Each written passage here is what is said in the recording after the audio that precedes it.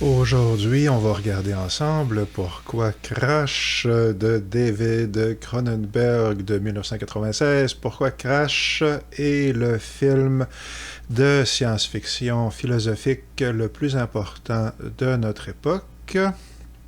Un film dont les réflexions qu'il porte sont lourdes de conséquences extrêmement lourdes. Plutôt que rentrer dans tout le détail de ce que le film cherche réellement à exprimer, ce qui ne serait pas une mince affaire, je vais principalement aujourd'hui vous présenter des outils que vous allez pouvoir utiliser de votre côté pour comprendre réellement ce que ça raconte, pourquoi c'est un film aussi important, Crash de Cronenberg. C'est un assez gros chantier et j'en veux pour preuve le fait que non seulement ça fait des semaines, si c'est pas plus, que je prépare la vidéo d'aujourd'hui, mais que j'en ai déjà enregistré 2 ou 3 versions, dont 2 avortées. Voilà, c'est un très très très gros sujet, Crash de Cronenberg, parce qu'ultimement, c'est la question de la modernité, du rapport de la modernité avec la technologie, mais c'est ce qu'il y a en arrière de tout ça fondamentalement. Puis la crise profonde que tout ça cache derrière les lumières scintillantes de nos appareils. Et ultimement, ben voilà, la mort de l'Occident, en vérité. Une mort qui est plutôt dans le passé que dans le futur, en vérité. Une mort qui a déjà eu lieu au moment où est-ce qu'on se parle. Puis si on veut espérer une renaissance, ce qui est mon cas, puis je pense qu'il y a des bonnes raisons de croire qu'elle est en train d'avoir lieu, il n'en demeure pas moins que il faut commencer, avant de rebâtir, il faut commencer par voir comment est-ce qu'on s'en est rentré, comment est-ce qu'on s'est rendu là.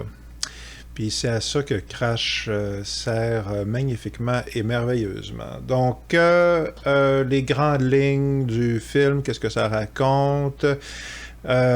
C'est basé sur un roman déjà, un roman de J.G. Ballard des années 70. Ballard, c'est le grand spécialiste de la science-fiction sociologique. C'est un surnom qu'on lui donne des fois. Il a aussi écrit le roman qui a donné High Rise. Donc souvent, c'est très dystopique, apocalyptique, mais même si on sent clairement que c'est des récits de science-fiction, très souvent, certainement en tout cas dans le cas de High Rise et de Crash, en principe, il n'y a aucun élément ni futuriste, ni quoi que ce soit. C'est très bizarre ce qu'il fait.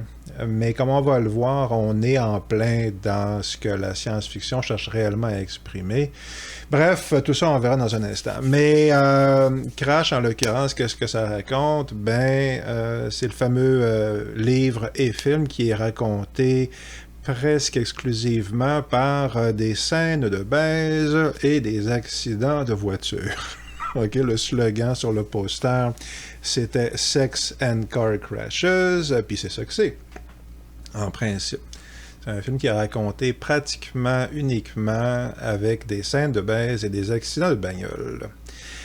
Fait qu'on peut se demander, qu'est-ce qu'il y a de philosophique là-dedans? Mais comme on va le voir, quand on connaît les clés d'interprétation, en vérité, c'est assez transparent. Qu'est-ce que ça essaye de faire? Et c'est ce qu'on va voir. Fait que l'histoire, en principe, c'est qu'il y a un gars qui s'appelle James Ballard, là, pareil comme l'écrivain. C'est un réalisateur de films ou un producteur de films. Il y a un gros poste, un poste important dans l'industrie du cinéma. Et la première scène du film est dans un hangar associé à un de ses films, puis il est en train de coucher avec une fille. Mais clairement, il n'y a aucune passion. C'est très, très désincarné, ultimement, comme truc. Puis ils se font interrompre, puis, comme on dit, il aboutit pas. OK, il est interrompu. Éventuellement, ce qui se produit, c'est qu'il y a un accident de voiture. Il est sur la route avec quelqu'un d'autre, puis il se fait rentrer dedans, puis c'est un accident extrêmement grave, et son passager meurt, et lui-même se ramasse à l'hôpital avec des très graves blessures. Mais il réalise que cet accident a réveillé en lui quelque chose de l'ordre de la libido. Il a découvert une forme de fascination érotique pour l'accident de char. Donc, puis tout ce qui concerne l'accident, c'est ça, le métal déformé, les blessures, les sensations, bon, etc. Mais c'est ça, la totalité de l'expérience du char écrapouti dans un accident semble émoustiller ses sens, ça n'a pas d'allure. Puis, ce qu'il se rend compte, sa grande surprise, c'est qu'il n'est pas tout seul. Il y a toute une sous-culture dans la ville, la métropole où il demeure. Dans le film, c'est Toronto, mais ça ne change pas grand-chose. Il y a toute une sous-culture de gens qui ont eu la même expérience que lui et qui en sont sortis avec la même transformation.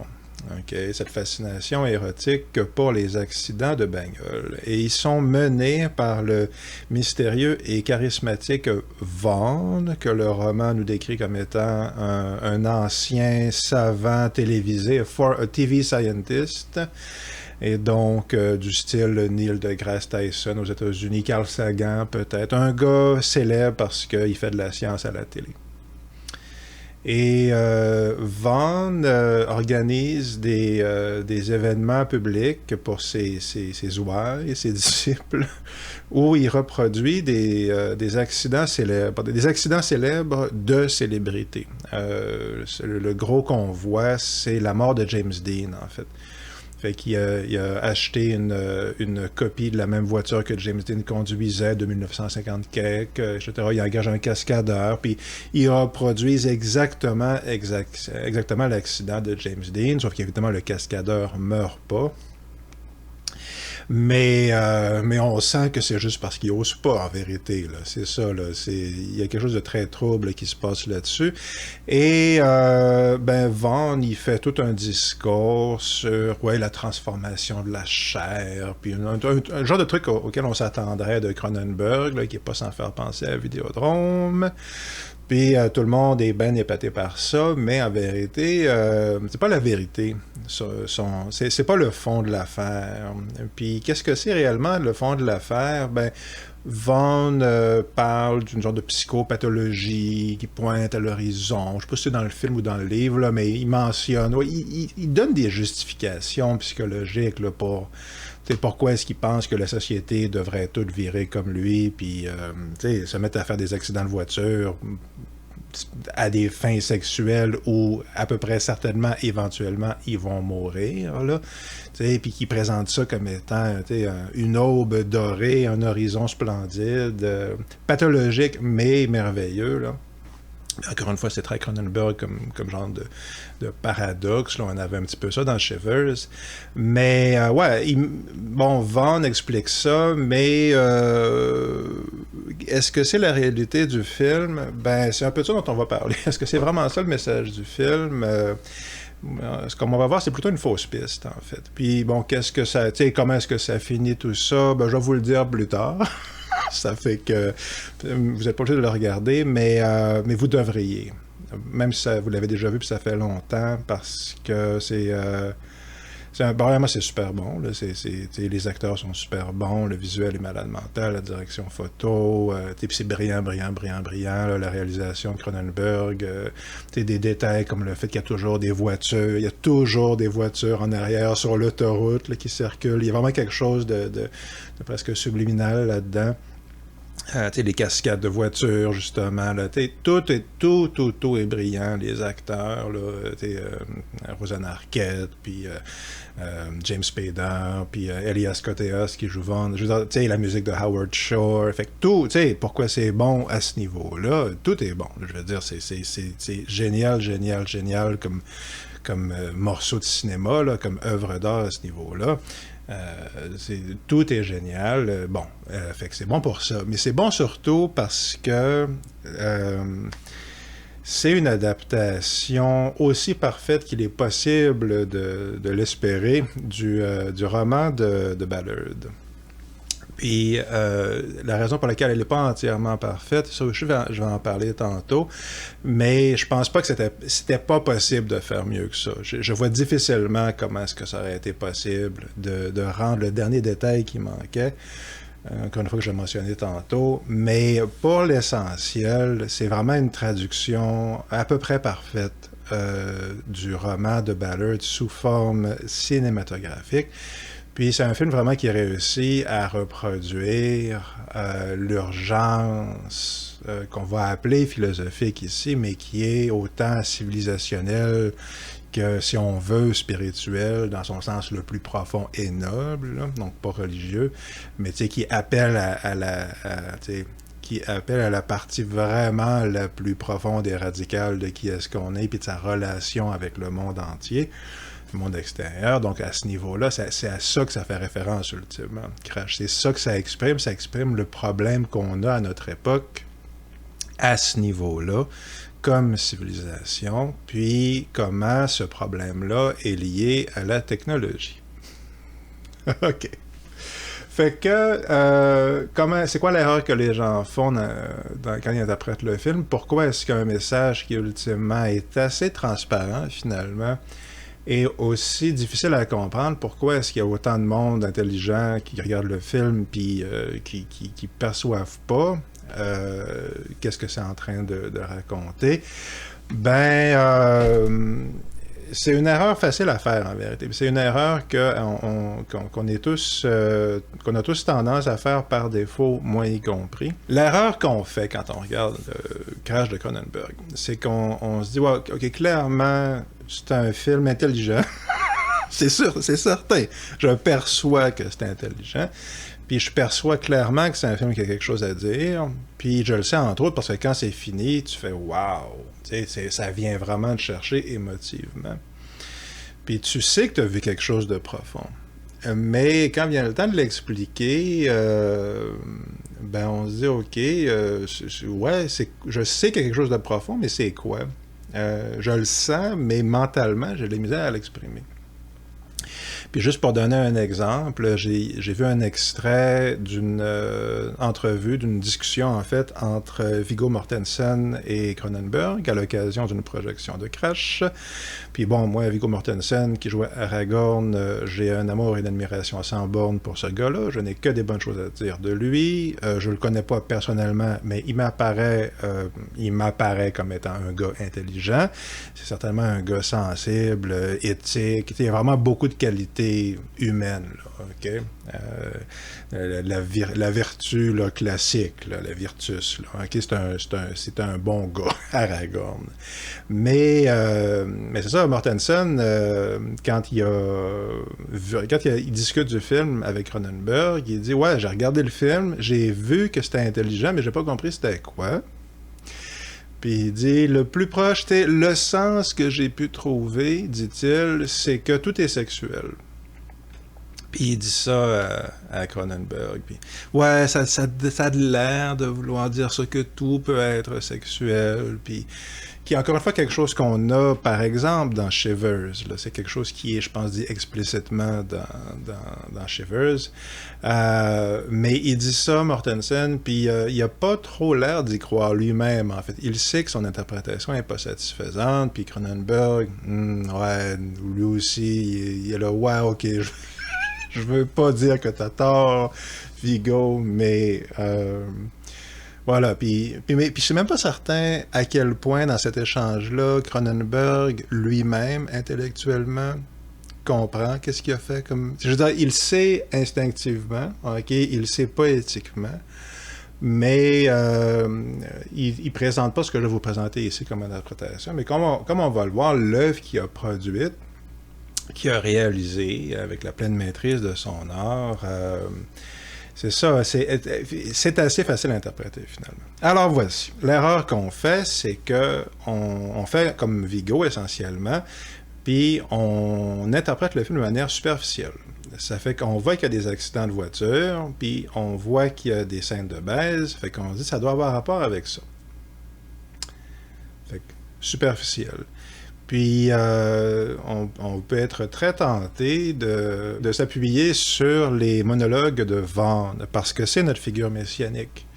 Dans le film et dans le bouquin, là, c'est le gourou de cette secte, c'est lui le penseur de ces gens-là, le prophète, et donc, ben ouais, ok, il dit, il fait ses monologues, ça doit être ça que le film cherche à exprimer. Puis ça se voit des fois dans des films qu'il y a un personnage, il y a un personnage de sage à la Yoda ou quelque chose comme ça, puis il exprime des paroles de sagesse qu'on est supposé recevoir comme étant de la sagesse. Ça fait quoi? Ça existe là, dans la littérature, ça s'est déjà vu, là, ok? Mais c'est pas ça qui se passe ici, en fait. C'est un piège, un des nombreux pièges que nous tend le film. Puis la manière de l'interpréter, c'est pas de regarder qu'est-ce que le message me dit à la surface, l'accident de voiture ou la scène comme étant un contenu ayant une valeur en soi, mais plutôt de se demander, ou les monologues de Vaughn, mais plutôt de se demander pourquoi est-ce que le film me raconte son histoire comme ça. Okay. Quelle est l'histoire que le film raconte? Quel est le message que le film véhicule qui ne peut être véhiculé que par la scène de baise et l'accident de voiture et la célébrité, qui est le troisième roue de notre tricycle, en vérité, là, puis qui est la clé qui va dénouer le coffre de cette énigme, la clé qui va dénouer, qui va déverrouiller, voilà, qui va trancher le nœud gordien. Là. Bon, vous voyez la métaphore. OK, c'est ça. Fait que l'affaire qui va nous permettre de comprendre qu'est-ce qui se passe réellement, c'est l'affaire de célébrité. Ça fait que l'idée, si on veut comprendre Crash, qui est notre intention pour aujourd'hui, c'est de regarder, OK, pourquoi ces éléments-là? Qu'est-ce qu'il y a dans ces éléments-là qui permet à Ballard et à Cronenberg d'exprimer ce que ce film-là, ce que cette histoire-là a tant besoin d'exprimer par rapport à nous-mêmes, qu'est-ce qui lui donne sa charge philosophique.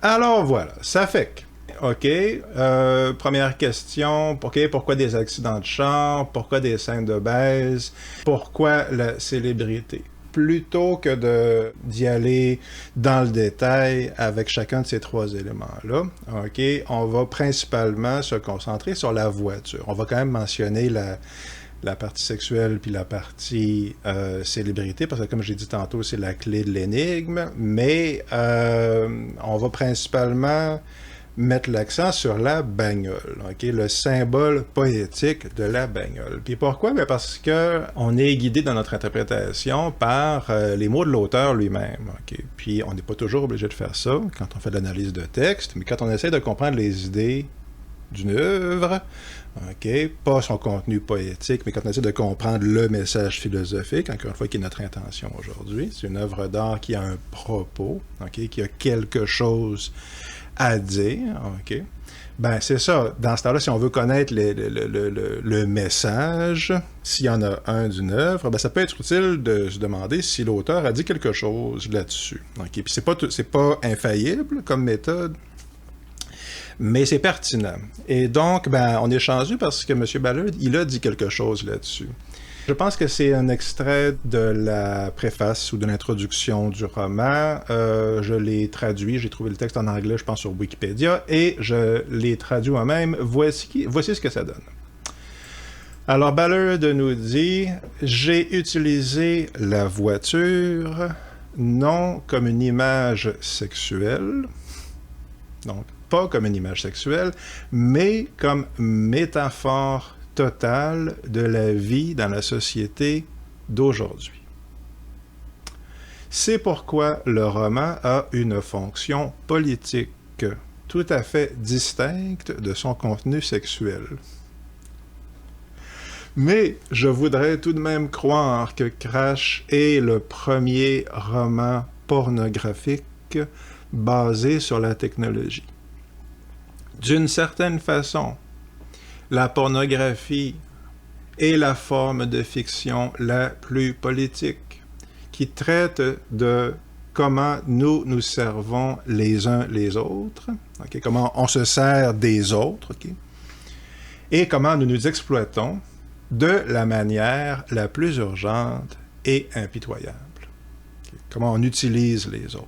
Fait que on a en quelque part le programme de Crash ici. Là. Qu'est-ce que ça cherche à faire? C'est quoi nos indications? Ben déjà, la voiture, qui est le principal symbole du film, OK? La voiture est une métaphore totale de la vie dans la société d'aujourd'hui. Ça fait que première question, OK, pourquoi? Qu'est-ce qu'il y a dans la voiture qui est cette métaphore totale? Puis ensuite, Ballard dit, c'est pourquoi le roman a une fonction politique tout à fait distincte de son contenu sexuel. Puis le contenu sexuel, on va en reparler dans un instant parce que, à plusieurs égards, c'est le plus gros trompe-l'œil de toute l'œuvre en vérité. Okay? C'est vraiment une fausse piste, le contenu sexuel. Okay? Il y a un gros piège dans lequel on tombe tous, en vérité, quand on regarde le film ou qu'on lit le bouquin. Mais c'est ça, Ballard dit que le film a une fonction politique, distincte de son contenu sexuel, mais il dit, je voudrais quand même croire que Crash est le premier roman pornographique basé sur la technologie. Mais il dit que, c'est ça, la pornographie, puis c'est un peu une figure de style, il dit ça un peu pour faire de l'esprit, mais c'est aussi quand même exactement le vrai fond de son récit. La pornographie est la forme de fiction la plus politique, OK? Parce que c'est l'illustration artistique de l'exploitation la plus cynique et brutale, en vérité, okay? Comme œuvre d'art, OK? Puis il y a quelque chose d'intéressant dans la pornographie parce que c'est le spectacle qui se présente comme étant le plus vrai possible. C'est du monde qui copule pour vrai, mais en même temps, c'est complètement artificiel. Okay? Donc, gardez en tête cette distinction. Okay? C'est l'exemple, la pornographie, donc la forme d'art, car c'en est une, okay?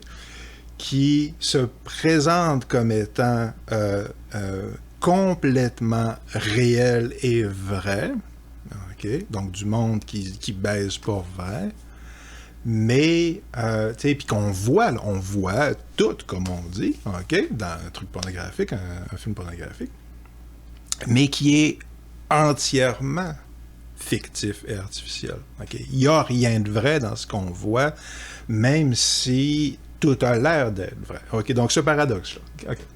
Alors, pourquoi la voiture? Pourquoi la voiture en particulier? Pourquoi des accidents? Ben, comme on va voir ici, je vais juste lister une longue succession des différentes significations de la voiture culturellement, puis on va voir que c'est clairement pas pour rien que Ballard a choisi ça comme principale métaphore de son récit. Alors, premièrement, la voiture, qu'est-ce que c'est? Ben, c'est un symbole, OK? Puis c'est pour ça qu'il s'en sert, c'est parce que c'est un symbole. Mais un symbole de quoi? Ben, de tout! C'est ça. C'est un symbole de richesse, OK?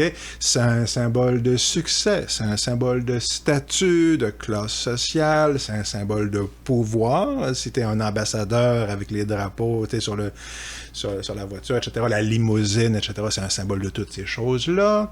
La voiture est comme symbole directement associé à toutes les étapes de la vie, OK? Quand ta mère est sur le bord d'accoucher, ton père l'a conduit à l'hôpital ou l'ambulance l'a conduit à l'hôpital. C'est ça, quand tu atteins tes 18 ans, OK, tes parents, en tout cas, quand ils ont de l'argent, tes parents t'achètent une voiture, OK, puis s'ils n'ont pas les moyens de t'acheter une voiture, en tout cas, tu vas passer ton permis de conduire. L'obtention du permis de conduire, c'est le signifiant initiatique du passage à l'âge adulte par excellence. Là, okay? Ouais, pouvoir aller boire dans les bars, puis le droit de vote, mais le permis de conduire, là, okay? Entre les trois, c'est lui. C'est lui qui compte le plus. Et pourquoi? Parce que ça va te permettre d'aller à ton boulot, entre autres. T'sais? Quand tu vas te marier, OK, ayant obtenu, ayant atteint enfin l'âge de la maturité, où est-ce que tu peux te mettre légitimement, ok, te marier, ben, c'est quoi le stade ultime de la cérémonie? OK, la vraie cérémonie de mariage, comment est-ce que ça se termine? Ça se termine quand le marié puis le couple marié rentre dans la bagnole, OK, avec la pancarte en arrière, tu sais, comme dans les films américains, le Just Married, là, puis les boîtes de conserve attachées à l'arrière de la voiture, puis là, whoop, il s'enfuit, il roule à l'horizon vers le soleil couchant, n'est-ce pas? C'est ça. Donc, ils partent en voiture, OK? Voilà qui consomme réellement, OK, le mariage au niveau social, d'accord? Puis c'est ça, puis bon, écoute, quand tu meurs, ils te mettent dans un... ils te mettent dans un corbillard, puis le corbillard t'amène, la voiture, tu sais, symbolique, OK? T'amène, puis jusqu'au trou dans la terre où est-ce qu'ils vont t'enterrer, puis ça finit là. OK, donc l'ambulance, la voiture de tes 18 ans, puis la première voiture que tu achètes, hein, comme travailleur, là, qui indique, encore une fois, que tu as atteint le niveau de succès là, professionnel, donc d'appartenance à la tribu. Donc, ouais, tu as acheté ta première voiture, puis là, tu t'es marié, encore une fois, le truc avec les boîtes de conserve, puis ainsi de suite, jusqu'à ce corbillard final. Ça fait que tout est ponctué par la participation de la voiture. Okay, à l'activité symbolique de la tribu. D'accord? Fait qu'il y a ça. Mais il y a aussi quoi? Ben, il y a déjà le fait que c'est un outil technologique, puis on va revenir là-dessus parce qu'ultimement, c'est ça qui fait le gros truc. Mais c'est un outil technologique, c'est une invention, c'est un assemblage de machines puis d'ordinateurs à notre époque, mais aussi jusqu'au moteur lui-même, l'invention du moteur à vapeur qui est l'invention par excellence, là, qui nous fait passer à la modernité telle que nous l'entendons. T'as ça dans ta voiture. Là, c'est ça qui permet à ta voiture d'avancer. OK, maintenant, il y a des moteurs électriques, mais fondamentalement, c'est ça. Là, c'est l'invention par excellence de la modernité dans tes 4 tonnes d'aluminium, ou je ne sais pas trop quoi, et puis d'acier. Mais qu'est-ce que c'est aussi cette invention-là? Ben, c'est un outil mortel, là. C'est une invention mortelle, c'est ultra dangereux. OK, il y a des tonnes de monde à tous les jours qui meurent dans des accidents de voiture. T'sais, soit eux comme conducteurs ou qui rentrent dans quelqu'un, ou des piétons ou des cyclistes, ou peu importe. Fait que c'est Albert Camus, là, c'est ça, James Dean, comme dans le film, là, il y a plein de monde, là, plein de monde à tous les jours, là, qui meurent dans des accidents de voiture. Je me demande si c'est pas la principale cause de décès, OK, à part les crises cardiaques, puis c'est à peu près ça. Il faudra aller voir les vrais chiffres. Mais en plus de ça, c'est quelque chose, c'est un outil, quand on est dedans, quand on est dans cette invention mortelle, OK, ben quelle est l'expérience d'être dans cette cage de fer et d'acier et d'aluminium, OK? Ben, on se sent extrêmement puissant, OK? Il y a des émotions vraiment primaires, OK? Mais il y a aussi, pour beaucoup de gens, il y a la terreur, il y a l'anxiété, là, OK? Il y a des tonnes de gens qui sont terrifiés de conduire sur l'autoroute. Là, j'ai des très bons amis, puis c'est normal, puis ils ont raison d'être terrifiés, c'est hyper dangereux, puis les gens conduisent n'importe comment, puis entre autres, pourquoi ils conduisent n'importe comment? Parce que parce qu'ils sont habités de pulsions primitives là, dans leur machine, OK? Parce que ça va chercher cette partie-là, n'est-ce pas? C'est ça, le cerveau lézardien, puis tout ça. Bon. Fait qu'il y a le côté ça, il y a le côté anxiété, terreur, violence, etc. Puis il y a le côté esthétique, c'est très souvent, c'est des objets d'art. À une certaine époque, certainement 40, 50, 60, il y avait un énorme souci qui était apporté à transformer cette machine-là en un objet esthétiquement beau et satisfaisant. Ça fait qu'il y a tout ça. Il y a aussi, bon, la senteur de la voiture, la fameuse senteur de nouvelles voitures, ben ça aussi, c'est riche d'associations émotives, là, sensorielles. Ça fait que c'est tout ça, OK? Puis, on a une beauté, comme j'ai mentionné, mais aussi c'est un outil, c'est un objet commercial, c'est un produit, OK? Qui est vendu et acheté, puis qui coûte super cher, OK? Bon, fait qu'il y a tout ça, puis comme on a mentionné, ben, tout ça est possible, OK? Tout ça est réuni dans la voiture, OK?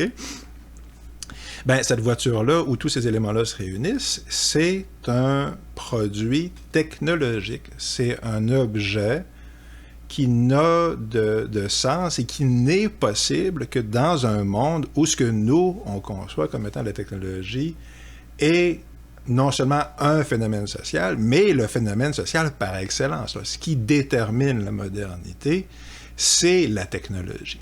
OK. Bon. On est entouré par la technologie, on vit nous-mêmes, c'est ça, à l'intérieur d'environnements technologiques, on est imprégné de technologie, mais est-ce qu'on est certain de savoir qu'est-ce que c'est réellement? Est-ce qu'on est certain de savoir la différence entre ce que la technologie a l'air d'être à la surface puis ce qu'elle est réellement en train d'exprimer? Okay. Est-ce qu'il se pourrait que le film de Cronenberg et le roman de Ballard aient rapport avec, non pas la superficie de la technologie comme phénomène, mais ce qu'elle est réellement en dessous de ça? Gardons ça en tête parce qu'on va y revenir. Fait que voilà, mais comme on peut voir, ben c'est un peu pour toutes ces raisons-là, okay, que Ballard choisit la voiture. Il n'y a probablement aucune invention, aucun produit technologique qui a une valeur, une portée symbolique, okay, aussi profonde et étendue dans tous les champs de l'activité humaine, dans notre imagination. À notre époque, on pourrait peut-être dire que le téléphone portable a un effet comparable, mais je pense pas que c'est le cas en fait, parce que si on regardait, on verrait que le téléphone a eu une influence là, majeure sur notre vie quotidienne, mais c'est uniquement parce qu'on est tout le temps les yeux rivés dessus.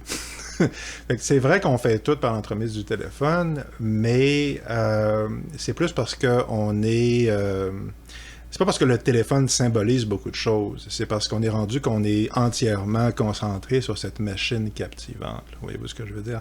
Il n'y a pas l'association avec le mariage ou le décès ou ce que j'expliquais tantôt, il n'y a rien de ça. Puis dans le cas de la voiture, il y a un symbole que j'ai pas mentionné, qui va... puis on commence à arriver vraiment sur le vrai sens du film, un des vrais sens du film. Ben, qu'est-ce qui n'est pas mentionné, c'est qui est-ce qui fabrique la voiture?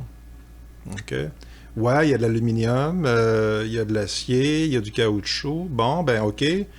L'acier, qui est-ce qui travaille dans la fonderie? Hein? Qui est-ce qui travaille... c'est ça, qui est-ce qui va chercher la bauxite, qui est-ce qui conduit le camion qui transporte la bauxite, toutes ces affaires-là, tu sais. Puis bon, moi, je viens de... Bon, tranche de vie, là, je viens d'Arvida, OK? Puis Arvida, c'est la grosse ville de l'aluminium, hein, au Canada, même en Amérique du Nord, je pense. Fait que moi, j'en ai connu pas mal des gens qui ont travaillé dans le milieu de l'aluminium. Puis, disons qu'il y a toute une réalité là-dedans qui n'est pas dans le film. OK? Puis une des réalités, c'est que c'est vraiment mortel là, pour beaucoup de gens. Là. OK? Il y a toute une dimension... C'est ça, la répercussion de la production de ces trucs-là, OK? Les répercussions de créer l'objet qui est vendu, l'objet qui a cette valeur symbolique, c'est ça, la réalité physique de cet objet-là, de tout ce que ça implique, n'est pas du tout mentionnée, évoquée ou même imaginée dans le film et dans le livre, puis ça fait partie du message, ça.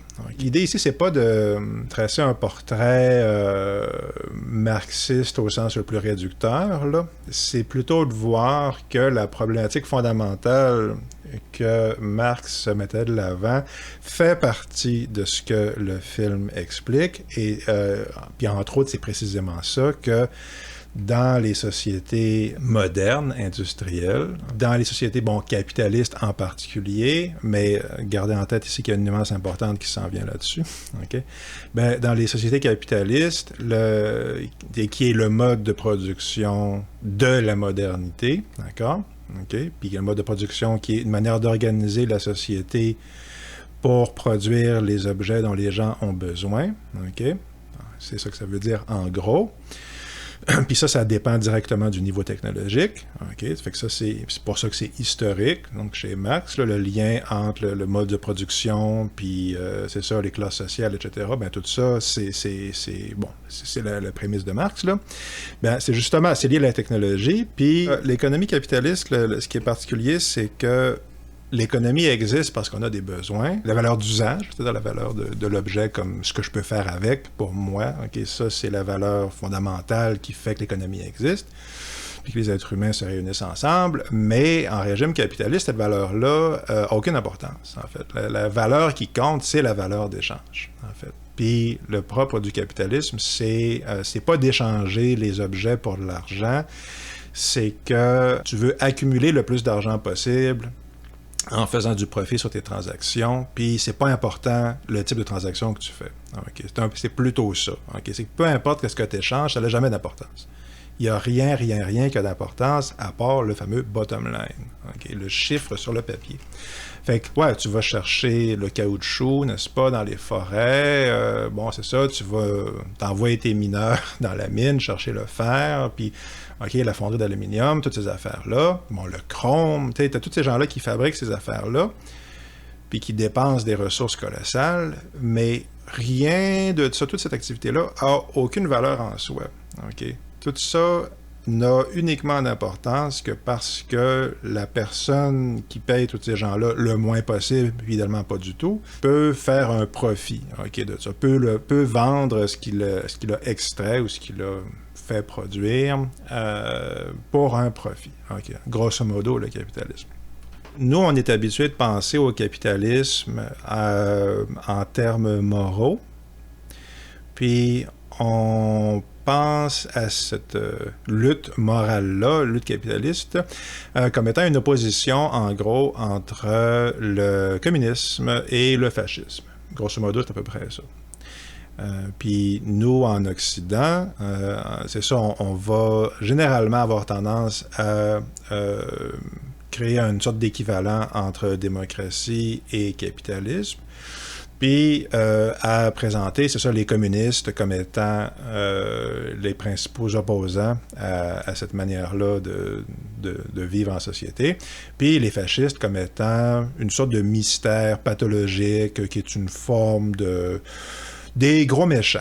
Des gros méchants, ce qu'ils sont, mais des gros méchants, un peu comme les communistes. Des genres de, c'est ça, des adorateurs de Satan sur une montagne maléfique où on sacrifie des vierges. Bon, pour le plaisir d'être maléfique. OK. C'est un peu ça. Et qu'est-ce qu'on manque de vue? Qu'est-ce qu'on perd de vue? C'est que tous ces régimes-là, tous les régimes de la modernité sont capitalistes, en fait. OK. Parce qu'ils sont tous basés sur le mode de production que j'ai décrit plus tôt. Okay? Ils sont tous basés sur la valeur d'usage n'a aucune importance. Okay? Puis la personne qui travaille dans l'usine en échange d'un salaire, cette personne-là est une pure abstraction. Okay?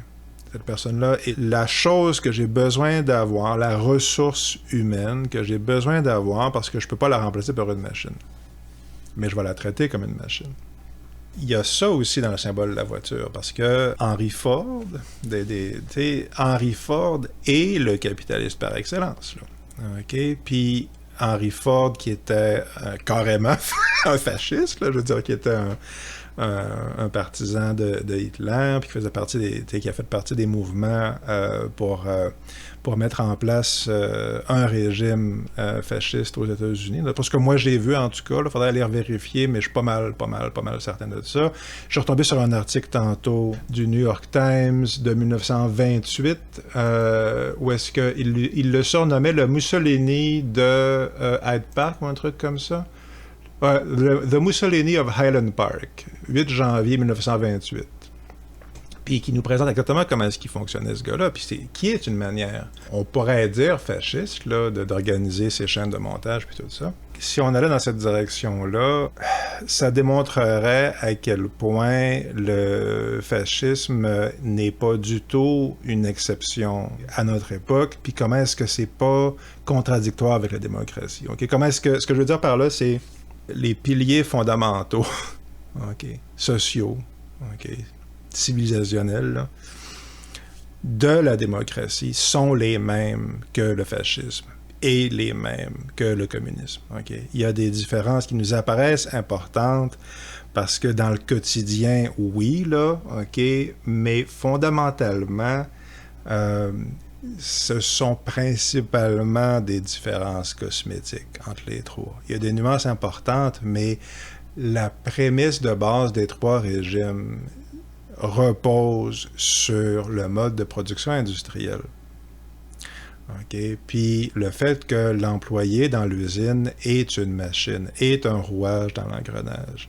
Puis tout le monde, à l'époque moderne, est toujours un rouage dans l'engrenage d'une sacro-sainte économie qui n'est jamais précisée, définie, expliquée, qui est juste comme c'est ça, l'ange sur la montagne qui nous surveille, là, qui est le Dieu auquel on sacrifie nos rêves et nos aspirations et nos vies, hein, le grand Dieu de l'économie. Tout ça, on s'en reparlera, mais c'est significatif aussi que Ford a essentiellement mis de l'avant un projet qui est complètement associé à son mode de production industrielle, okay, à sa chaîne de montage, okay, qui est ultra aliénante et déshumanisante. Mais un de ses mantras, c'était qu'il voulait créer une voiture qui était assez bon marché pour que tous ses employés puissent en acheter une. Fait qu'il y a un côté, comment on dit, aspirationnel. Il y a un côté, il y a un étrange projet de société là-dedans. Là. L'outil de la voiture, l'objet de la voiture, est autant l'objet de l'aliénation que ce qui se présente comme étant ce qui va nous en libérer essentiellement. Okay? C'est le boulet auquel je suis enchaîné, l'objet qui a absolument aucun sens, puis en même temps la récompense que je vais avoir à la fin de la journée si je travaille assez fort. Fait qu'il y a tout ça dans la voiture. Fait que c'est juste pour dire encore une fois que, comme symbole, c'est lourd de conséquences. Mais ce n'est qu'une partie du message du film, parce que la voiture est une métaphore pour la modernité. Okay? Ballard utilise ça parce que c'est tellement riche de résonance, comme on vient de le voir, mais c'est pas une condamnation de la voiture, ok? C'est la voiture comme métaphore, comme symbole poétique de quelque chose de fondamental à la modernité, qui a un rapport avec la technologie, puis qui a aussi une charge politique. Puis j'en ai parlé avec mon truc marxiste, ok? Puis c'est lié avec ça, mais est-ce qu'il y a rien que ça? Okay. Est-ce que c'est rien que ça? Non. Que je vous vends le punch. Mais comment est-ce qu'on fait pour savoir qu'il y a plus que ça? Ben, encore une fois, c'est quoi les autres indices qu'on a dans le livre et dans le film? J'utilise les deux de manière un peu interchangeable parce que les deux se complètent très très bien. Ben, il y a une séquence en particulier qui est très significative. Où est-ce que Ballard, notre héros, se ramasse avec Vaughn, puis je pense qu'ils couchent carrément ensemble dans la voiture que je m'apprête à mentionner.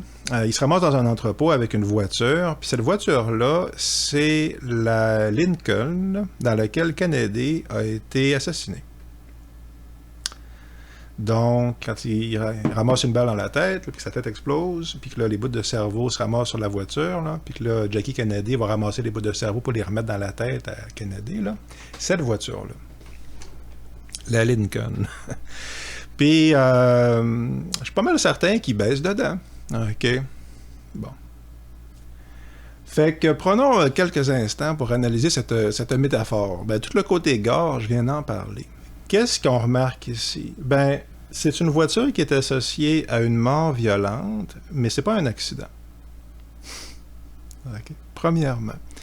Fait qu'est-ce que ça nous dit? Sur le poster du film, on nous dit que le film traite de sexe et d'accidents de voiture, sex and car crashes, c'est toujours résumé comme ça parce que ça semble être ça. C'est ça qu'on voit quasiment tout le long. Mais comme on peut voir avec la Lincoln de Kennedy, c'est pas le fait qu'il y a un accident de voiture. Mais le fait est que, comme on peut voir avec la Lincoln, ce qui est important ici, c'est pas que la mort soit accidentelle, parce que ici, il s'est fait assassiner, c'est que la mort ait lieu en association avec une voiture. Ça, c'est un. Puis deuxièmement, on sait que pour que l'effet de crash fonctionne réellement, on sait qu'il faut que ça soit des morts de gens célèbres.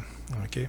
Clairement, les personnages de notre récit, bon, James, sa femme Catherine, puis Vaughn lui-même, eux sont pas célèbres. Okay? Mais pourquoi est-ce qu'ils cherchent à reproduire des morts violentes associées à des voitures, mais des morts violentes de gens célèbres? Okay? Est-ce que c'est parce qu'ils sont en admiration devant le génie politique de Kennedy? Okay. Ou les interprétations charismatiques de James Dean, ou qui que ce soit, il n'y a rien dans le récit qui nous permet de justifier cette interprétation-là.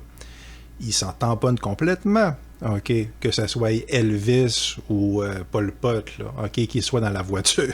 Okay, c'est pas important. Ce qui est important, c'est que ça soit une célébrité. Okay? Encore une fois, gardons ça en tête, parce que tout ça, c'est les indices qui vont nous révéler ce que ça raconte réellement, puis les indices qui sont là tout le long. Là. C'est rien que ça tout le long. Okay? C'est toujours des variations sur la même métaphore fondamentale, crash. Okay? Donc, la Lincoln de Kennedy. Puis, qu'est-ce qui est particulièrement saisissant, okay, dans la Lincoln de Kennedy? Puis pensez-y un instant. Lincoln, OK? D'où vient le nom de cette bagnole où fut assassiné Kennedy? Lincoln, c'est un président. C'est un président. Puis pourquoi est-ce qu'il est célèbre? OK, il a fait des beaux discours, puis il était président, puis ouais, il a libéré les esclaves, toutes des belles choses, OK? Et il a été assassiné. OK? Wow, OK? Fait que le président américain Kennedy se fait assassiner dans une voiture qui porte le nom d'un autre président qui a été assassiné. Okay? Puis un président qui a été assassiné dans un théâtre. Okay? Ça ne s'invente pas. Okay? Puis un théâtre, qu'est-ce que c'est? C'est un spectacle qui présente comme vrai quelque chose qui ne l'est pas. OK? C'est l'apparence. Okay, un bon spectacle de théâtre, tu le ressens pour vrai, c'est des vrais acteurs, c'est ça, là, quand c'est bon, là, okay, c'est ça que tu veux. Mais au niveau le plus abstrait, le théâtre, c'est la reproduction de la réalité. Qu'est-ce que Platon reproche continuellement aux poètes puis aux dramaturges? Okay? C'est ça. C'est que c'est une imitation de vraie vie, que c'est pas la vraie vie, là, la mimésis. Là. Okay? C'est ça, là. C'est ça le grand crime des poètes d'après Platon qui fait qu'il est banni de ces cités, là, sauf quand ils ont un discours idéologique qui fait son affaire, mais c'est ça. Puis qu'est-ce qu'on observe de ce Lincoln, okay, dans notre récit ici, okay, qui a été assassiné dans un lieu basé sur l'imitation de la réalité, okay, puis cette figure, c'est ce président hyper célèbre qui est mort dans ce théâtre, okay, on donne son nom à une voiture. Okay, puis pourquoi? Parce que il est célèbre, puis c'est un gros nom, puis ça, on va vendre des chars. Okay? À cause de la puissance symbolique qui se moque complètement, okay? Qui se pose même pas la question de savoir si, OK, il a été assassiné dans un théâtre, est-ce que c'est pertinent, est-ce qu'on veut associer notre bagnole de luxe où vont défiler les présidents contemporains, est-ce qu'on veut vraiment associer ça à un gars qui a été assassiné, qui est mort de mort violente? Ils ne sont jamais posé la question, ça rentre même pas dans l'équation, c'est pas important. Qu'est-ce qui est important? La puissance, la célébrité. Okay? Puis la puissance, pas comme capacité de faire des choses, okay? Mais uniquement parce qu'elle renforce la célébrité. Okay? Parce qu'elle est symboliquement évocatrice, okay? Parce que ça te fait, toi, quelqu'un qui a un plus gros nom sur l'affiche. Puis qu'est-ce qui compte là? C'est que ton nom soit plus gros. C'est rien que ça qui compte, OK? C'est la grosseur du symbole. Catherine pleure à la fin, puis là, on arrive à la fin, en gros, de notre exégèse, puis après ça, je vais vous donner quelques petites pistes, là, si vous voulez lire davantage. À la fin du film, James provoque un accident de voiture en rentrant dans la voiture de son épouse, Catherine. Il lui rentre dedans dans son char. Puis la voiture de Catherine prend le fossé, Puis on n'est pas certain si elle a survécu. Puis là, James arrête sur le bord de la voiture, puis là, il descend dans le fossé, puis là, il regarde la voiture, OK, parce que ça émoustille ses sens existentiels. Puis là, il trouve Catherine, puis là, elle est encore en vie. On n'est pas sûr au début, mais elle est encore en vie. Puis elle est en train de pleurer.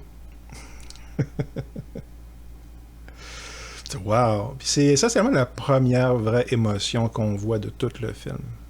Les larmes de Catherine à la fin. Puis là, James, essentiellement, la prend dans ses bras, la conforte, là, la réconforte, puis il lui dit « Maybe next time ». « Maybe next time ». Puis qu'est-ce qu'il veut dire par là? Puis pourquoi est-ce qu'elle pleure? Okay. Ben, déjà, il y a vraiment un effet de miroir avec le début du film qui est absolument, absolument brillant. Puis encore une fois, c'est là qu'on voit que Cronenberg, il sait ce qu'il fait. OK?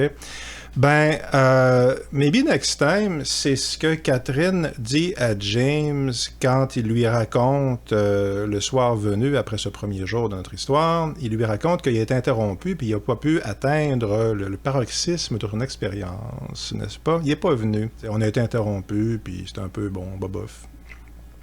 Puis Catherine lui dit à ce moment-là, « Maybe next time ». Puis c'est ça que James lui répète à ce moment-là. Et au début du film, même s'il y a des orgasmes et tout ça, il n'y a rien de ça qui est satisfaisant. Okay? Toute la sexualité au début du film est dénuée de passion, essentiellement. Puis ça, c'est vraiment un trait fondamental du roman de Ballard, okay? Sur lequel je vais revenir dans un instant, parce que ça aussi, c'est vraiment une des nombreuses clés, là, finalement, qui nous permettent de comprendre qu'est-ce qui se passe. Mais quand James dit à Catherine « Maybe next time », OK, ben, c'est une référence directe au début. Au début, il n'y a pas eu son orgasme, en gros, mais sa satisfaction sexuelle. Il n'y a pas eu l'état qu'il cherchait à atteindre, mais qu'il n'atteint jamais de toute façon, en vérité, avec ses aventures sexuelles au début. Là, parce qu'au début, toutes les scènes de baise sont dénuées de passion jusqu'au moment où il y a les accidents de char. Okay. Ben, fait, quand il lui dit à la fin « Maybe next time », OK, James dit à Catherine « OK, bon, mais peut-être que la prochaine fois qu'on fait un accident comme ça, tu vas atteindre la satisfaction que tu cherches. » OK. Puis, c'est quoi la satisfaction qu'elle cherche? Ben, j'allais dire c'est ça le message du film, mais ça serait faux. OK. Parce que OK, ben rentrons dans le vif du sujet, là, encore une fois, là, vraiment, qu'est-ce qui est en train de se passer. Fait qu'on a des scènes de baise, puis on a des accidents de voiture, puis on a une voiture qui est un symbole d'un paquet d'affaires dans la vie moderne, puis qui est associée à la technologie, puis qui est associée à la célébrité. Puis la célébrité comme étant vide de sens réel en vérité. La célébrité qui est importante comme symbole. Okay? Une célébrité est importante parce qu'elle est un symbole. La célébrité, c'est un être humain qui est important parce qu'il a une image superficielle plus grande que nature, plus grande que les autres. Okay? Puis la voiture est un objet rempli de signification, okay? Qui font complètement abstraction de ce que l'objet est réellement, de comment est-ce qu'il est fabriqué, de la société qui est en arrière, etc. Puis qu'est-ce qu'on a comme troisième élément? On a les scènes de baise. Puis qu'est-ce qu'on remarque dans les scènes de baise? C'est qu'il n'y a aucune passion, là. Il n'y a aucun désir, il n'y a rien de ça. Okay. Fait qu'est-ce qu'on a? La célébrité comme extrême exemple de vacuité superficielle, OK? C'est le vide, c'est la plus grosse ballon vide avec la paroi la plus mince et superficielle du cosmos, OK? Incarnée dans une personne, OK? Puis on a, encore une fois, un symbole omniprésent de technologie qui, encore une fois, a uniquement une valeur symbolique, OK? Qui est puissant parce qu'il y a une valeur symbolique. Puis on a des gens qui copulent puis qui en retirent aucune satisfaction. Fait que pourquoi la copulation?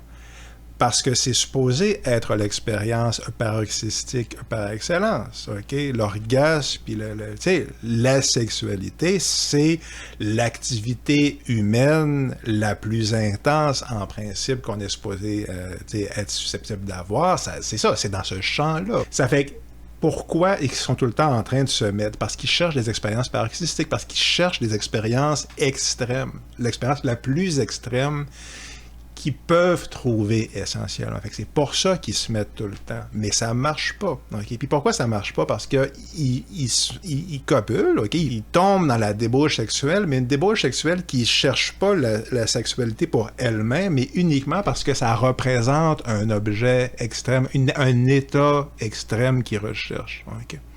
Vous voyez ce que je veux dire? Il n'y a rien dans la sexualité en tant que telle qui intéresse ces gens-là. Ce qui les intéresse, c'est le fait que ça représente quelque chose d'extrême. Okay? Puis ce qu'ils cherchent, c'est à ressentir quelque chose via cette extrémité-là.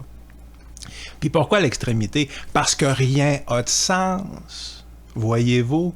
Puis pourquoi rien n'a de sens? Parce que tout dans cette société-ci est complètement abstrait et symbolique et vidé de signification. Parce qu'il n'y a rien qui a de valeur pour la personne qui est en avant de toi ou l'objet qui est dans ta... Tu sais, ma tasse de café. C'est ça, la voiture. Il n'y a rien qui compte pour quoi que ce soit, à part l'usage que je peux en faire, l'exploitation que je peux en faire, le truc que Ballard disait tantôt. OK? Il me vient en tête que des gens comme Ford, des méga milliardaires, des gens comme ça, bon, j'en ai déjà rencontré, je ne sais pas si vous en avez rencontré aussi, les gens sur des îles de milliardaires où il y a de la débauche horrifique qui ferait pleurer de désespoir le marquis de Sade, comme on va voir dans la nouvelle de ces temps-ci, sont tous morts en dedans, ces gens-là. Là. Vous remarquerez. Ils sont tous morts en dedans, là. OK? Bon. Puis pourquoi... Fait que justement, une des questions du film, ça serait, qu'est-ce qu'il y a dans la modernité qui encourage autant cette mort intérieure-là? Puis une mort intérieure qui est tellement profonde et radicale que la seule manière qu'on a pour tenter de retrouver un sentiment d'existence, c'est de chercher des symboles vides d'extrémité, okay, qui vont nous tuer, là. Okay, l'accident de char, c'est ça. Bon, je ne veux pas dire qu'ils meurent tous dans le film, mais c'est la seule manière que ça peut finir. Alors, tous ces gens-là vont mourir dans leurs accidents de char. C'est inévitable. Puis c'est ça qu'ils cherchent. Mais ils cherchent même pas la mort elle-même. Ils ne sont pas désespérés de cette manière-là.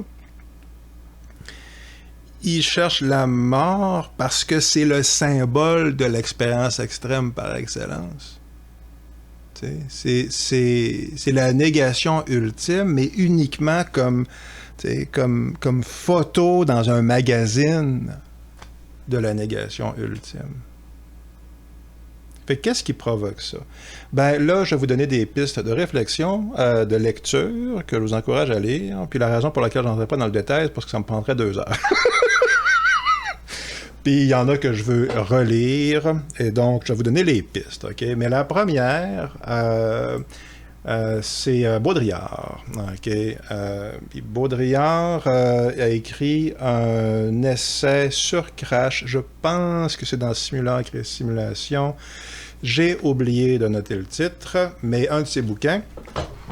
Et il explique essentiellement le côté...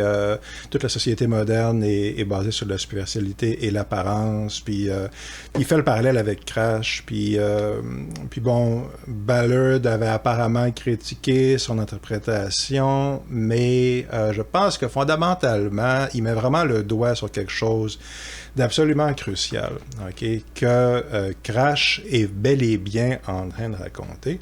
Puis en gros, le point de vue de... Le phénomène, en gros, de ce que Baudrillard décrit, c'est qu'à l'époque moderne, toute la société est basée sur l'apparence vide de sens. Hein? Donc, tu as une grosse maison pour que tout le monde sache que tu as une grosse maison, tu as une piscine pour que tes voisins sachent que tu as une piscine, tu as une voiture de luxe pour que les gens voient que tu as une voiture de luxe. Les gens qui louent des Lamborghini aujourd'hui, là, puis des Lamborghini, des BMW, puis qui se promènent dans les rues, puis qui sont endettés jusque-là pour projeter l'image de richesse, puis tout ça, là, tous ces phénomènes-là. Puis allez voir n'importe quel aspect de la vie moderne, puis vous trouverez tout le temps cette quête de l'apparence. Puis je mentionne rapidement que j'étais très sceptique par rapport à Baudrillard en général. J'en avais très peu lu, puis ça faisait longtemps. Puis il est souvent cité dans les milieux anglo-saxons comme étant un de ces damnés postmodernes. Et ils n'ont rien compris. Faire changement.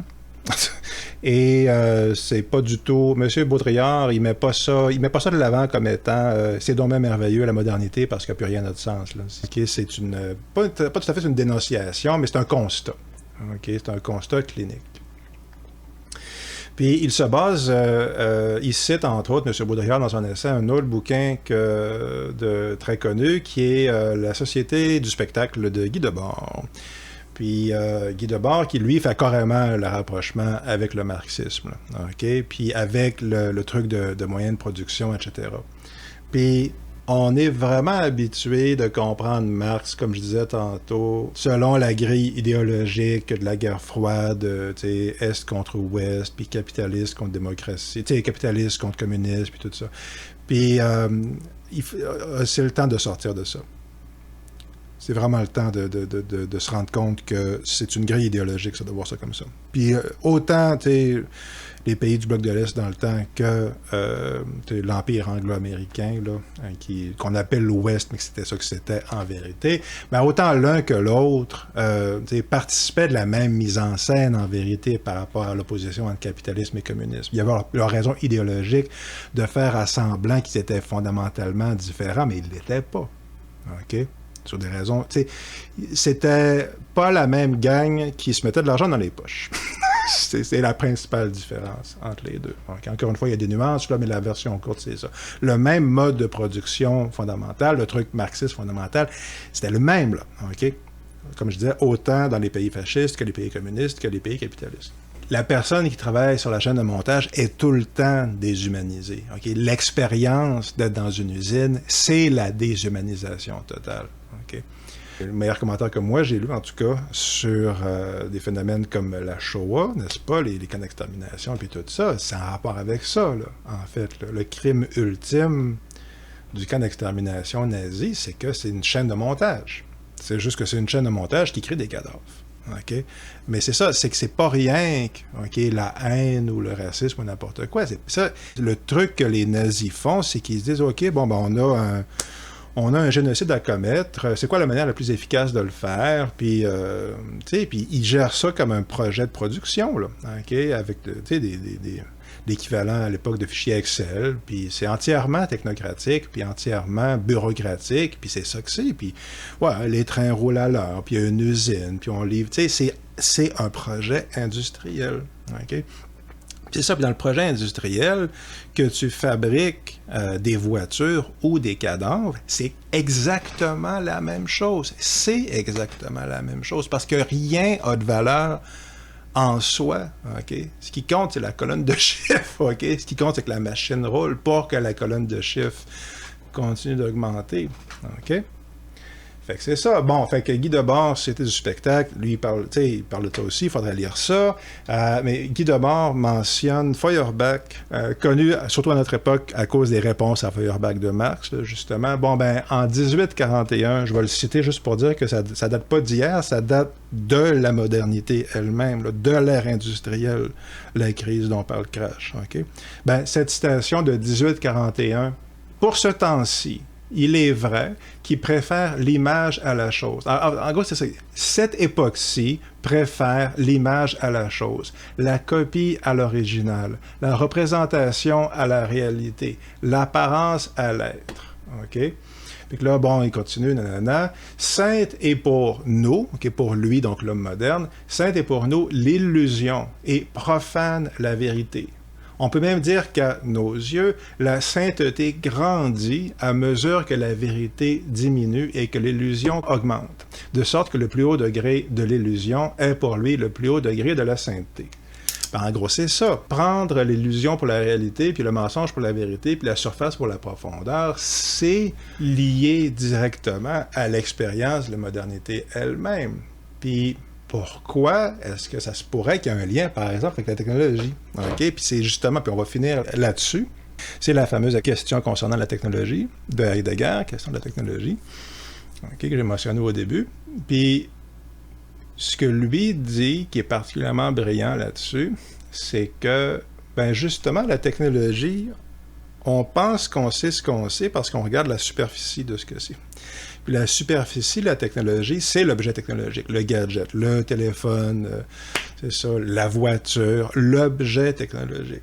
Okay. Mais ce que lui dit, c'est OK, bon, mais qu'est-ce que c'est réellement là, l'essence, la technologie? Puis l'essence, pas comme une affaire sur un nuage, mais comme qu'est-ce qui fait que quelque chose de technologique est technologique? C'est quoi le fond du truc? OK? Puis lui, il dit, ben, l'essence de la technologie n'est rien de reconnaissable comme technologique. OK? C'est pas un gadget. OK? C'est pas une machine. OK? L'essence de la technologie, c'est une manière d'être en relation avec le monde. OK? Bien spécifique et bien particulière. Et fondamentalement, ce qui le préoccupe, c'est révéler la nature réelle des choses en étant ouvert à ce que cette chose-là est. D'accord? Donc, si je veux m'ouvrir à la nature profonde de la fraise, en gros, pas comme un concept, mais ce que la fraise est réellement, ben je vais regarder la fraise, je vais sentir la fraise, je vais manger la fraise. Donc, c'est pas les exemples que lui donne, mais c'est l'idée générale. Ok, je vais m'ouvrir à la chose en laissant la chose se révéler à moi-même. Mais la manière particulière de la modernité, c'est le contraire de ça. La manière d'être en relation avec les choses à l'époque moderne, à l'époque de la technologie, okay, c'est extraire la chose pour qu'est-ce que je peux faire avec, okay? Puis comme réserve en vérité. C'est, je vais abattre la forêt au complet, okay? Puis je vais faire des 2x4, puis je vais mettre ça dans un entrepôt, parce que je vais pouvoir le transformer en quelque chose que je vais pouvoir vendre, essentiellement.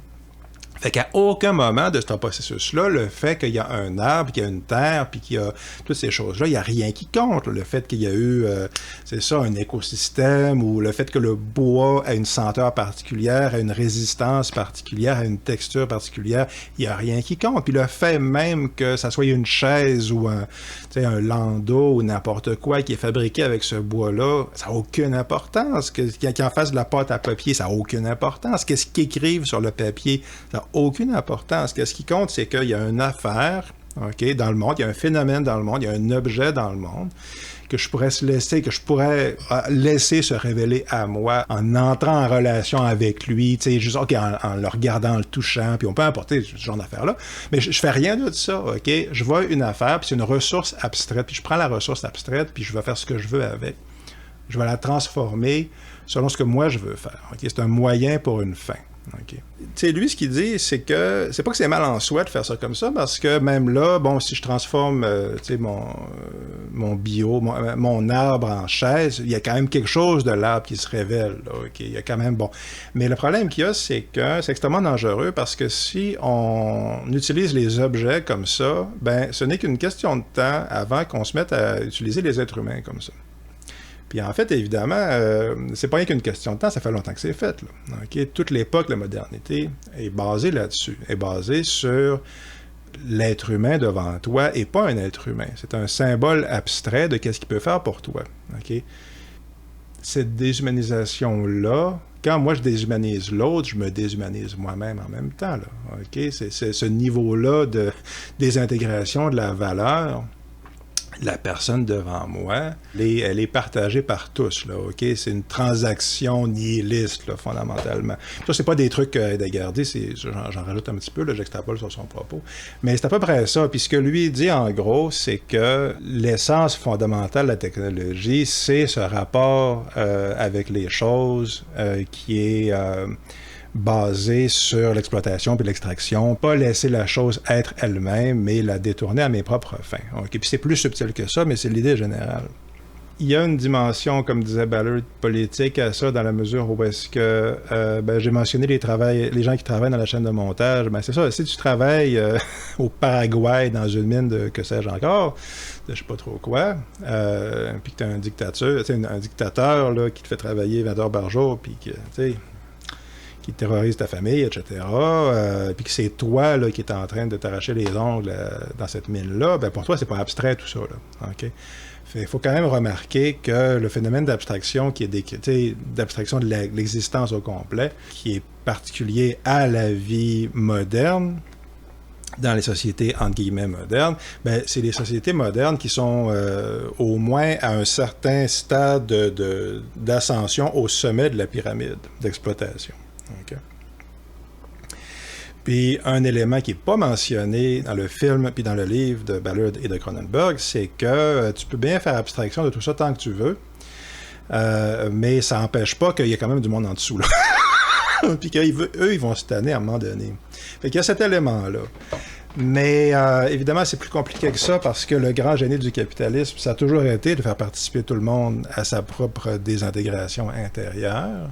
De toute façon, ultimement, le propos, pour nous qui réfléchissons à ça puis qui essayons de se demander okay, qu'est-ce qu'on fait, qu'est-ce qu'on fait compte tenu de la crise mondiale actuelle, sous toutes ses formes environnementales, politiques, économiques, ben pour nous, c'est une question pertinente. Mais pour le film, c'est pas ça son sujet. Son sujet, c'est voyez l'effet que ça a sur nous. Puis l'effet que ça a sur nous, c'est une perte de contact total avec tout ce qui peut de près ou de loin ressembler à l'humanité, là, qui nous transforme en des êtres qui, dans la métaphore du film, se disent « Ah ouais, bon ok, ben ouais, des accidents de char, puis se mettent... Il n'y a rien de ça qui a de sens en soi, mais le symbole est tellement extrême. » Puis c'est ça, ils ne raisonnent pas comme ça, ok? C'est une aspiration, ok? Ils sont tellement vides en dedans que ça leur paraît comme étant une solution à leur problème. Ben, c'est ça. Non. On n'est pas supposé trouver qu'il y en ait une du tout, là. OK? C'est pas parce que tout est sexuel, là. Rien est sexuel là-dedans, précisément. Il n'y a rien qui est sexuel là-dedans. Tout est une image vide de sens, puis c'est la plainte, OK, de cette humanité-là qui se dit non, nous avons tout perdu. Ben, pourquoi, tu sais? Pour des gadgets, pourquoi? C'est ça. Voyez ce qu'on est devenu, c'est à peu près ça. Puis je vais arrêter là pour aujourd'hui, mais la vérité, c'est que ça remonte à plus loin que la modernité. Puis c'est pas qu'en Occident. J'ai lu un bouquin de El-Farabi il n'y a pas longtemps, qui est un poète musulman là, autour de 800, quelque chose comme ça, j'imagine, là. Puis lui dit clairement, c'est très bon, son texte c'est très intéressant, mais il dit clairement que il y a une catégorie d'êtres humains qui n'existe que pour être exploités puis être traités comme des objets. Là. C'est carrément ça. Ça fait que bon, déjà. Mais ultimement, cette perte de sens-là, de ce qu'il y a au plus profond de nous-mêmes, ben, il y a beaucoup de gens qui mettent de l'avant que ça remonte au début même de la civilisation occidentale, qu'il y a une fausse route qui a été prise à un moment donné. Puis, je suis pas certain à quel point je suis d'accord avec ça, mais d'un certain point de vue, il y a beaucoup de vrai là-dedans. Puis, mais ça nous mènerait à des discussions philosophiques qui dépassent largement le cadre de notre sujet d'aujourd'hui. Mais c'est pour dire que c'est entre autres pour ça aussi que c'est un film philosophique aussi important, parce que c'est pas seulement le problème fondamental de la modernité, mais c'est le problème fondamental d'une erreur, quelque chose qui a été perdu de vue là, depuis, tu sais, si ça se trouve, là, 2000 ans, là, okay, plus ou moins à la grandeur de la planète, puis auquel beaucoup ont tenté de réaccéder. Là. Il y a bon, mais c'est ça, il y a quelque chose de fondamental dans l'être humain qui s'est perdu, puis qui donne ce qu'on a aujourd'hui, puis qu'on doit retrouver. Puis qui est pas quelque chose qu'on peut résumer facilement en des concepts religion, spiritualité, peu importe, là, c'est tellement radical et profond que faut vraiment commencer par prendre le temps d'encaisser le coup là, de la catastrophe existentielle à laquelle l'humanité fait face. Fait que c'est ça, puis Crash nous permet d'encaisser ce coup-là, justement. T'sais. Fait qu'on s'en reparlera. OK. J'ai un Patreon, si vous voulez soutenir ce que je fais. Dominique, Carl, Evan, Wallace et tous les autres. Je vous en aime profond. Je vous remercie beaucoup, beaucoup, beaucoup, beaucoup. J'en aurais encore long à dire, mais j'arrête pour aujourd'hui parce que c'est en masse. On s'en reparlera sans doute. Et fait que ça, si vous voulez soutenir ce que je fais, Patreon, c'est la meilleure manière. J'espère que vous allez bien. On se revoit très bientôt. Vie longue et prospère. À la prochaine.